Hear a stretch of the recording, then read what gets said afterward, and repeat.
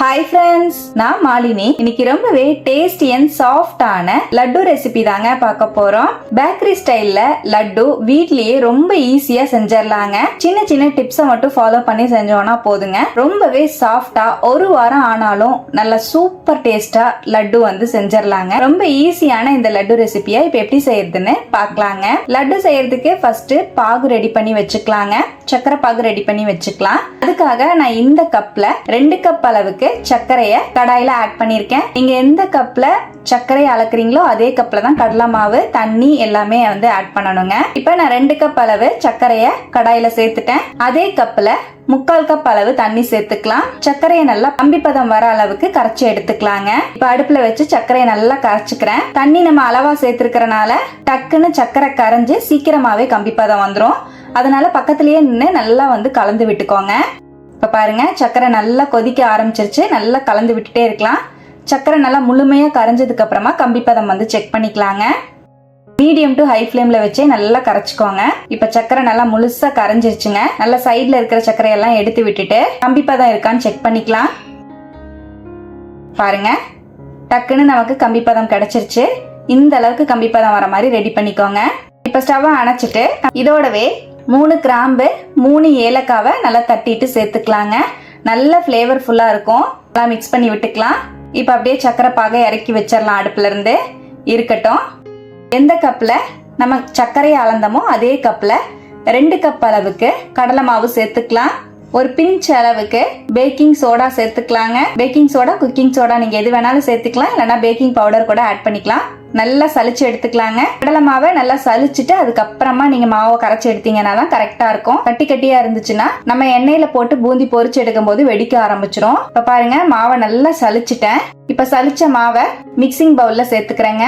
இதோடவே ஒரு பிஞ்ச் அளவுக்கு yellow food colour சேர்த்துக்கலாம். ஃபுட் கலருக்கு பதிலா நீங்க சிட்டிகை அளவுக்கு மஞ்சள் பொடி கூட சேர்த்துக்கலாம். இல்ல வேண்டாம்னா ஸ்கிப் பண்ணிக்கலாம். சிட்டிகை அளவுக்கு உப்பு சேர்த்துக்கலாங்க. ஸ்வீட் எப்ப செஞ்சாலுமே ஒரு சிட்டிகை அளவுக்கு உப்பு சேர்த்து செய்யும் போது இன்னுமே அதோட டேஸ்ட் என்ஹான்ஸ் பண்ணி கொடுக்கும். இப்ப ஃபுட் கலரையும் உப்பையும் சேர்த்து நல்லா மிக்ஸ் பண்ணி விட்டுக்கலாம். இப்ப நல்லா கலந்துட்டேன். இப்ப எந்த கப்ல நம்ம மாவு அளந்தமோ அதே கப்ல ஃபர்ஸ்ட் 1 கப் தண்ணி சேர்த்து கட்டி இல்லாம நல்லா கலந்துக்கலாம். இப்ப இந்த மாதிரி நல்லா கலந்துட்டு மறுபடியும் 1 கப் அளவு தண்ணி சேர்த்து நல்லா கரைச்சிக்கலாம்.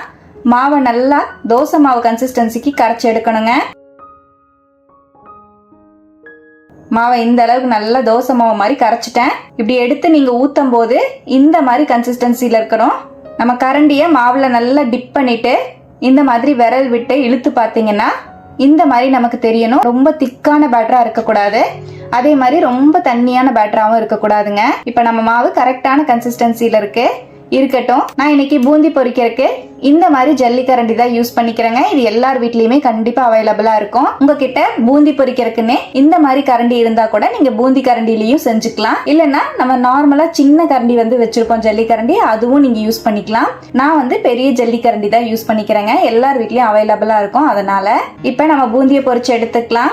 கடாயில ஆயில் சூடுபடுத்தியிருக்கேன். ஆயில நல்லா ஹை ஃப்ளேம்ல வச்சு சூடுபடுத்திக்கோங்க. நம்ம பூந்தியை போட்டோன்னு பொரிஞ்சு மேல வரணும். அந்த அளவுக்கு சூடா இருக்கணும். கொஞ்சமா மாவு விட்டு பார்க்கலாம். பாருங்க, போட்டோன்னே இந்த மாதிரி மேல எலும்பி வந்துடணும். இப்ப நம்ம ஆயில் நல்ல கரெக்டான சூட்ல இருக்கு. பூந்தியை பொரிச்சு எடுத்துக்கலாம். கரைச்ச மாவை ரைட் சைட்லயும் கரண்டிய லெஃப்ட் சைட்லயும் வச்சு நீங்க ஊத்தும் போது உங்களுக்கு கரெக்டா இருக்கும். இப்ப நம்ம ஒரு கரண்டி மாவை அப்படியே ஜல்லிக்கரண்டியில இந்த மாதிரி தூக்கி ஊத்திக்கலாங்க. இந்த மாதிரி ஊத்தும் போது நல்லா முத்து முத்தா அழகா பூந்தி வந்து டக்குன்னு நமக்கு விழுகும்.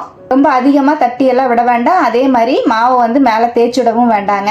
இப்ப போட்டுட்டு ஒரு 30 செகண்ட்லயே நமக்கு பூந்தி ரெடி ஆயிரும். அதிக நேரம் விடக்கூடாதுங்க. நம்ம லட்டு செய்யறனால பூந்தி வெந்தரணும், ஆனா சாஃப்டா தான் இருக்கணும். ரொம்ப கிறிஸ்பி ஆயிடுச்சுன்னா நம்ம காரா பூந்திக்கு செய்யற மாதிரி ஆயிடும். பூந்தி நல்லா வெந்துருச்சு. அந்த ஆயிலோட சலசலப்பு அடங்கின உடனே வெளியே எடுத்துருங்க, கலர் மாறிடாம. இப்ப நம்ம எல்லா பூந்தியையும் வெளியே எடுத்துடலாம். அவ்வளவுதான். எடுத்த பூந்தியை இந்த தட்டுல நான் எடுத்து வச்சுக்கிறேங்க. ஒவ்வொரு முறையும் நீங்க ஜல்லிக்கரண்டியில மாவு ஊத்துறதுக்கு முன்னாடி ஊத்துன மாவு எல்லாத்தையும் நல்லா சுத்தமா தொடச்சிட்டு அதுக்கப்புறம் இந்த மாதிரி நீட்டா ஊத்திக்கோங்க. அப்பதான் ரொம்ப பெரிய பெரிய உருண்டையா விழுகாம அழகா முத்து முத்தா நமக்கு பூந்தி வந்து விழுகுங்க. இப்ப மறுபடியும் ஒரு கரண்டி மாவு ஊத்திட்டேன். அவ்வளவுதான். இந்த பூந்தியும் நான் வெந்துருச்சு, வெளியே எடுத்துறேன். எடுத்துட்டு இந்த மாதிரி ஜல்லிக்கரண்டியில எடுக்க முடியாத உருண்டைகளை இந்த மாதிரி டீ வடிகட்டி இருந்தா அதுல அழகா வெளியே எடுத்துருங்க. அவ்வளவுதான். இப்ப பாருங்க, மீதி இருந்த மாவுலையும் நான் பூந்திகள் வந்து போட்டு பொரிச்சு எடுத்துட்டேன். அழகா முத்து முத்தா நமக்கு சூப்பரா கிடைச்சிருக்கு. பூந்தி இந்த மாதிரி முத்து முத்தா இருக்கணும்னு அவசியம் கிடையாது. நீங்க பெருசு பெருசா பொரிச்சு எடுத்தாலும் பரவாயில்ல. இதை எப்படியும் நம்ம மிக்சியில அரைச்சுதான் நம்ம அதுக்கப்புறம் லட்டு பிடிக்க போறோம். அதனால இப்ப பொரிச்ச பூந்திகளை 3/4 பூந்திய நான் மிக்சியில வந்து ஆட் பண்ணிக்கிறேங்க. முழு பூந்தியாவே லட்டு வந்து பிடிக்கணும்னாலும் டைரக்டா நம்ம பொரிச்ச பூந்திகளை பாகுல போட்டு ஊற வச்சு முழு பூந்தி லட்டு மாதிரி பிடிச்சுக்கிறதுனாலும் பிடிச்சுக்கலாம். நம்ம பேக்கரி ஸ்டைல்ல நைஸா லட்டு இருக்கும், அந்த மாதிரி தான் நம்ம ரெடி பண்ண போறோம். அதனால ஒரு 2 கை அளவு பூந்தி மீதி இருக்கிற மாதிரி மட்டும் நான் எடுத்து வச்சிருக்கேன். இது அப்படியே இருக்கட்டும். இப்ப நம்ம மிக்சியில சேர்த்த பூந்திய பல்ஸ் மோடுல எடுத்து விட்டு அரைச்சு எடுத்துக்கலாங்க. பாருங்க, அங்கங்க பூந்தி தெரியற மாதிரியும் இருக்கணும், 1க்கு 2 அரைஞ்ச மாதிரியும் இருக்கணும். இந்த மாதிரி அரைச்சி எடுத்துட்டேன். நம்ம சக்கரை பாகும் பாத்தீங்கன்னா ரெடியா இருக்கு. சக்கரை பாகு ரொம்ப கட்டியா இருக்கிற மாதிரி இருந்தா மறுபடியும் நீங்க அடுப்புல வச்சு லைட்டா சூடுபடுத்திட்டு இந்த மாதிரி இலக்கமானதுக்கு அப்புறமா நீங்க வந்து பூந்தியை ஆட் பண்ணிக்கோங்க. நான் மறுபடியும் லைட்டா சிம்ல பாக வந்து வச்சிருந்தேன். இளம் சூட்ல பாகு ரெடியா தான் இருக்கு. இப்ப நம்ம அரைச்ச பூந்திய பாகுல வந்து சேர்த்துக்கலாங்க. சக்கரை பாகுல சேர்த்துட்டு நம்ம எடுத்து வச்சிருந்த அந்த 2 கை அளவுக்கு முழு பூந்தியையும் சேர்த்துக்கலாம். சேர்த்துட்டு நல்லா மிக்ஸ் பண்ணிக்கலாங்க. பாகோட பூந்தி எல்லாமே நல்லா ஊறி வர மாதிரி நல்லா மிக்ஸ் பண்ணி விட்டுருவோம். இப்ப நல்லா மிக்ஸ் பண்ணிட்டு நம்ம சேர்த்திருக்கிற கிராம்பை வந்து வெளியே எடுத்துடலாம். அது வாயில கடிப்படும் போது நல்லா இருக்காது. அதனால கிராம்பை மட்டும் நான் தனியா வெளியே எடுத்துட்டேன். இப்ப மறுபடியும் நல்லா மிக்ஸ் பண்ணிக்கலாங்க. இந்த மாதிரி நல்லா கலந்துட்டு இதோடவே சின்னதா ஒரு சிட்டிகை அளவுக்கு பச்சை கற்பூரம் வந்து சேர்த்துக்கலாங்க. இது ஆப்ஷனல் தான், ஆனா பிளேவர் ரொம்பவே நல்லா இருக்குங்க. கண்டிப்பா இதை வந்து பேக்கரியில எல்லாம் சேர்த்தி தான் செய்வாங்க. அதோட பிளேவர் வந்து ரொம்ப நல்லா இருக்கும். டிபார்ட்மெண்ட் ஸ்டோர்ஸ்ல எல்லாம் எடிபிள் கேம்பர்னு கேட்டாலே கொடுப்பாங்க. இப்ப பச்சை கற்பூரத்தையும் சேர்த்து நல்லா மிக்ஸ் பண்ணிக்கலாம். பாருங்க, நல்லா கலந்துட்டேன். இந்த மாதிரி நல்லா கலந்துட்டு நல்லா டைட்டா இந்த மாதிரி அமுத்தி விட்டுக்கோங்க. இது அப்படியே மூடி வச்சிடலாம். இடையில ஒரு 2 வாட்டி ஓபன் பண்ணி நான் கலந்து விட்டுக்கிட்டேன். அப்பதான் அடியில இருக்கிற பூந்தி எல்லாம் மேல வந்து மேல இருக்கிற பூந்தி எல்லாம் மறுபடியும் ஜீரால நல்லா ஊறும். பாருங்க, ஒரு 1 மணி நேரத்திலேயே பூந்தி எல்லாம் நல்லா ஊறி சூப்பரா நமக்கு ரெடி ஆயிருக்கு. கொஞ்சம் கூட இந்த சக்கரை பாகிய தெரியல பாருங்க. இப்ப நல்லா கலந்துட்டேன். நல்லா உதிரியா இந்த மாதிரி ரெடி பண்ணிட்டு இப்ப முந்திரி திராட்சையை நெய்ல வறுத்து நம்ம சேர்த்துக்கலாம். தாளிப்பு கடாயில 2.5 டீஸ்பூன் அளவுக்கு நெய் சேர்த்துக்கிறேன். உங்களுக்கு தேவையான அளவுக்கு நீங்க நெய் சேர்த்துக்கலாம். ரொம்ப வாசமாவும் பிளேவர்ஃபுல்லாவும் இருக்கும். நெய் நல்லா சூடானதுக்கு அப்புறமா 10ல இருந்து 15 முந்திரி பருப்பு சேர்த்துக்கலாம். முந்திரி திராட்சை எல்லாமே உங்க விருப்பம் போல நீங்க ஆட் பண்ணிக்கலாம். முந்திரி நல்லா செவந்த உடனே இதோடவே ஒரு டேபிள் ஸ்பூன் அளவு காஞ்ச திராட்சை சேர்த்துக்கலாம். நல்லா ஃப்ரை பண்ணிக்கலாம். திராட்சை நல்லா பலூன் மாதிரி உப்புனதுக்கு அப்புறமா நம்ம வறுத்து வச்சிருக்கிற முந்திரி திராட்சைய நம்ம ரெடி பண்ணி வச்சிருக்கிற பூந்தியோடவே ஆட் பண்ணிக்கலாம். நல்லா மிக்ஸ் பண்ணிக்கலாம். இப்ப நல்லா கலந்துட்டேங்க. இப்ப நம்ம தேவையான சைஸுக்கு லட்டு பிடிச்சுக்கலாம். நான் 1 கை அளவுக்கு வர மாதிரி லட்டு வந்து பிடிச்சுக்கிறேன். நீங்க நல்லா பெரிய சைஸா பிடிக்கிறதுனாலும் பிடிச்சுக்கலாம். நான் இந்த மாதிரி லட்டு பிடிச்சுக்கிறேன். மேல முந்திரி திராட்சை தெரியற மாதிரி வச்சு லட்டு பிடிச்சிங்கன்னா பார்க்க ரொம்ப அழகா இருக்கும்.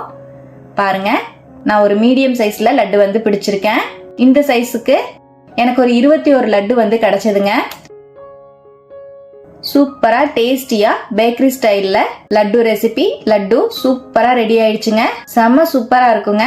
1 வீக் ஆனாலும் நல்ல சாஃப்டா ஜூசியா இருக்கும். கண்டிப்பா இதே போல இந்த சிம்பிளான லட்டை நீங்களும் ட்ரை பண்ணி பாருங்க. இப்ப நான் ஒரு லட்டை பிச்சு காமிக்கிறேன் பாருங்க, எவ்வளோ சாஃப்டா இருக்குன்னு. நல்லா கம்ப்ளீட்டா ஆறிடுச்சு. லட்டு செம்ம டேஸ்டா இருக்குங்க.